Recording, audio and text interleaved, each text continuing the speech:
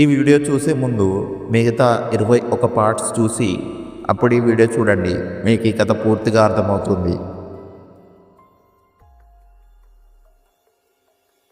ఆ మరుసటి రోజు నేను రోహిత్ వైజాగ్ బయలుదేరాం ట్రైన్లో. అవునురా రోహిత్, అడగడం మర్చిపోయా. నిన్న ఏంట్రా అశ్విన్ గాడిని బ్రూస్లీలాగా వీర కుమ్ముడు కుమ్మేశావు? ఏమోరా, నీకు తెలుసు కదా, అన్యాయాన్ని నేను భరించలేను, అది నా బలహీనత.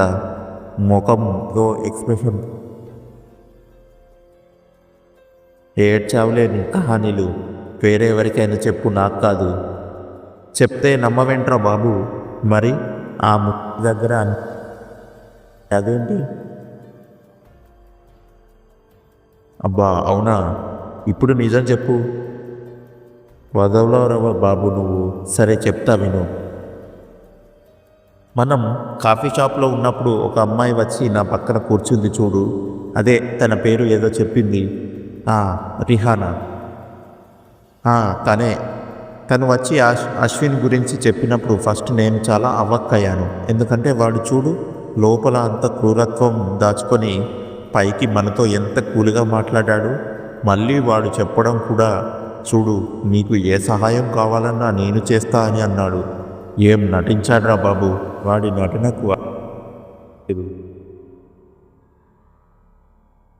వాడు చాలా మంచోడేమో అనుకున్నాను, కానీ రిహానా చెప్పిన తర్వాత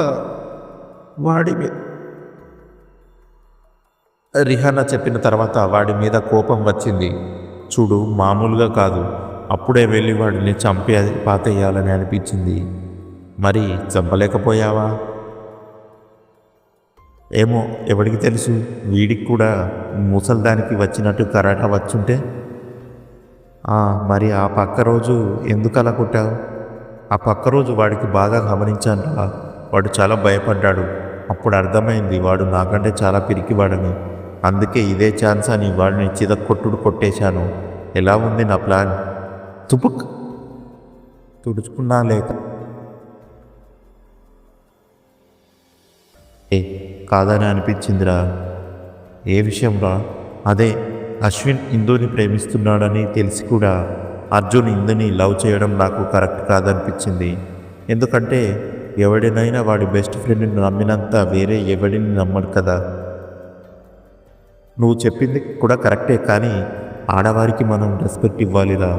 ఒక అమ్మాయిని ఎంతమంది అయినా లవ్ చేయొచ్చు, కానీ ఆ అమ్మాయి మనసులో ఎవరున్నారు అన్నదే కదా ఇంపార్టెంట్. అశ్విన్ అర్జున్కి బెస్ట్ ఫ్రెండ్ కదా. మరి అర్జున్ ఇందుని ప్రేమించకుండా డ్రాప్ అయిపోవచ్చు కదా. అరే వేస్ట్ ఫెల్లో, అర్జున్ డ్రాప్ అవుదామని అనుకున్నాడు ఇప్పుడే కదరా ఇందు సూసైడ్ అటెంప్ట్ చేసింది. ఓ అవును కదా, మర్చిపోయా, బుర్రగొక్కుంటూ అన్నాడు రోహిత్. నేను రోహిత్ ట్రైన్ ఎక్కిన దగ్గర నుంచి ఏదో ఒక సోది మాట్లాడుకుంటూనే ఉన్నాం. సికింద్రాబాద్ నుంచి వైజాగ్ చేరుకోవడానికి సుమారు 12 గంటలు పట్టింది. కానీ మేమిద్దరం మాట్లాడుకుంటూ ఉండడం వల్ల 12 గంటల జర్నీ చేసినట్టు అనిపించలేదు. మేము వైజాగ్ చేరుకునే సమయానికి అప్పటికే రాత్రి సమయం 7 గంటలు దాటింది. ఆ టైంలో ఇందు వాళ్ళ అమ్మగారింటికి ఏం వెళ్తాంలే అని అక్కడే ఎక్కడైనా హోటల్ రూమ్ తీసుకొని ఆ రోజు రెస్ట్ తీసుకొని మరుసటి రోజు వాళ్ళ అమ్మ దగ్గరికి వెళ్దామని నిర్ణయించుకున్నాం. ఆ మరుసటి రోజు ఉదయం 10 గంటలకు రోహిత్, అరే కుంభకర్ణుడా, మనం ఏ పని మీద వచ్చామో మర్చిపోయి పందిలా నిద్రపోతున్నావు కదరా. ఇప్పటికే టైం 10 అయింది, నిద్రపోయింది చాలు, ఇంకా లేవరా. అప్పుడే తెల్లారిందా అని ఆవలిస్తూ చెప్పాను. అవునురా, లేదు లేరా, తెల్లారడానికి ఇంకా 6 గంటలు ఉందిలే, అప్పటిదాకా నిద్రపో. సరే, మార్నింగ్ అవ్వగానే మర్చిపోకుండా నిద్రలేపు. నీ అబ్బా లేకుబే, లే అని కాలుతో ఒక్క తన్ని ఓ తెల్లారిపోయిందా అని ముందు లేచి త్వరగా రెడీ అవ్వు, ఆమె దగ్గరికి వెళ్ళాలి కదా. అవును కదా. టవల్ మెడలో వేసుకొని వాష్రూమ్లోకి వెళ్తూ, అరే మనం వైజాగ్ రావడం అయితే వచ్చాం, కానీ ఇందు వాళ్ళ అమ్మ ఎక్కడుంటుందో ఇంటి అడ్రస్ మనకు తెలియదు కదరా. నా తండ్రే, నాకు తెలియదు నీ మతి మరుపు గురించి. నువ్వు ఇలాంటి ట్విస్ట్ ఏదో ఇస్తావనే అశ్విన్ గారికి కాల్ చేసి అడ్రస్ కనుక్కున్నాను. అవునా, కాల్ లిఫ్ట్ చేశాడా మరి? లిఫ్ట్ చేయకపోతే చంపేయను అన్నాడు రోహిత్. పాపం నీకు భయపడేవాడు ఒకడు దొరికాడురా. సర్లే ముందు పని కానివ్వు. నేను రోహిత్ రెడీ అయ్యి అశ్విన్ ఇచ్చిన అడ్రస్ దగ్గరికి వెళ్ళాము. అక్కడ ఒక ఇల్లు ఉంది. ఆ ఇల్లు అచ్చం ఇంద్రభవనంలా ఉంది. ఈ ఇల్లే అంటావా? వాడిచ్చిన అడ్రస్ ప్రకారం చూస్తుంటే వాళ్ళ అమ్మ ఇల్లు ఇదే. పక్కానా? పక్క. అయినా ఈ కొంపేంట్రా ఇంత ఇంద్రభవనంలా ఉంది. అయినా ఇందు మనకి ముందే చెప్పింది వాళ్ళ అమ్మ చాలా పలుకుబడి ఉందని. అదేలే, సరే ముందు పద లోపలికి వెళ్దాం. నేను రోహిత్ అలా నెమ్మదిగా నడుచుకుంటూ లోపలికి వెళ్తున్నాం. లోపలికి వెళ్తున్న మమ్మల్ని ఒక అతను ఆపాడు. బహుశా అతను ఆ ఇంటి పాలేరనుకుంటా. ఒరి ఒరి ఒరి ఆగండ్రా పిల్లకాయలు, ఎవరు మీరు?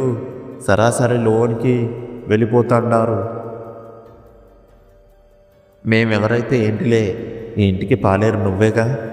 అవును కాదేటి, మీకెట్టా తెలిసిపోయినాది? నాకు అష్టాలది తెలుసు వచ్చలే. ఏంటి అష్టచెమ్మ వచ్చా? అని గౌతమ్ గట్టిగా నవ్వుతూ. హే, ఏదైతే నీకెందుకయ్యా, ముందు మమ్మల్ని లోపలికి వెళ్ళనివ్వు. మీ అమ్మగారితో మాట్లాడాలి. అక్కడికే వచ్చినది కదా సిక్కు. ఎవరిని పడితే అవల్ని లోపలికి పంపిస్తే మా అమ్మగారు నా ఉద్యోగం ఊడగొడతారు. ఓయ్ అబ్బో, పెద్ద కలెక్టర్ ఉద్యోగం ఊడితే ఊడిందిలే కానీ ముందు మమ్మల్ని లోపలికి వెళ్ళనివ్వు. కుదరదు బాబు, దయచేసి నన్ను అర్థం చేసుకోండి. మా అమ్మగారు నా మీద కోప్పడతారు. గౌతమ్, మేము మీ చిన్నమ్మగారి ఫ్రెండ్స్. అయ్యా, మమ్మల్ని లోపలికి వెళ్ళనివ్వు. ఓ, ఇందు అమ్మగారి ఫ్రెండ్సా? అయితే మీరు అస్సలు లోపలికి పోనివ్వను. రోహిత్, ఎందుకు పోనీయవేటి? ఇటకరంగా మాట్లాడుతూ. మా అమ్మగారు ఇందు అమ్మగారి మీద